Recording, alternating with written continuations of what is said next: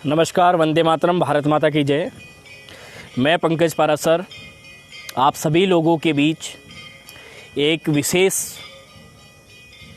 बात जिसकी चर्चा आज पूरे देश में है, भगवान जगन्नाथ की रथ यात्रा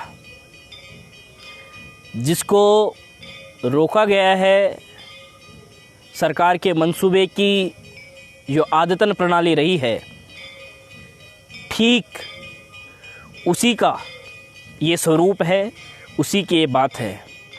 मेरे प्रिय साथियों, भगवान जगन्नाथ की जो रथ यात्रा है उसके लिए लगभग 3 माह से ही तैयारियां कर ली जाती है। बाहर से कारीगरों का आना जाना, रथ की साज सज्जा सजावट, बहुत सारी ऐसी चीज़ें हैं जिसको प्रशासन की शासन की देखरेख में उसे तैयार किया जाता है। भगवान को 14 दिन का क्वारंटाइन भी किया जाता है।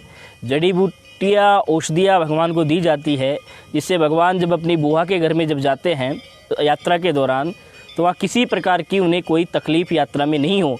यानी एक तरीके से हम अपने शरीर को जिस तरीके से एंटिक रखते हैं, ऊर्जावान रखते हैं, वो कार्य वो किया जाता है। और आज जिस तरीके से हमारे भगवान जब 14 दिन के लिए क्वारंटाइन रहते हैं, तो आज कोरोना जैसी महामारी भी हमारे शरीर में ऊर्जा के लिए क्वारंटाइन का ही एक माध्यम है। वो महिलाएं हैं जो बच्चे को जन्म देती है, माता बहनें, उनको भी 13-14 दिन के लिए कम से कम क्वारंटाइन रखा जाता है। एक व्यक्ति का जब मृत्यु के द्वार पे वो जाता है, उसकी मौत हो जाती है, तो उस परिवार को 13-14 दिन के लिए क्वारंटाइन रखा जाता है। ये सब परंपराएं उसी से जुड़ी हुई है।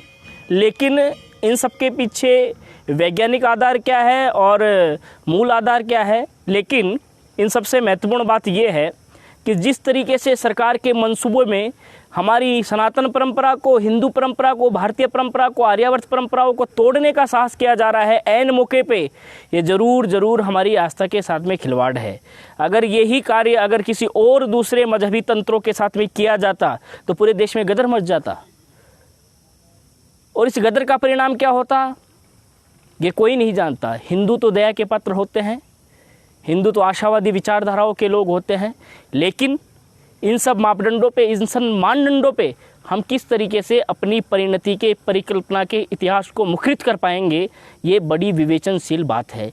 इसीलिए थोड़ा सा हमको अपने विवेक का भी ध्यान रखना चाहिए।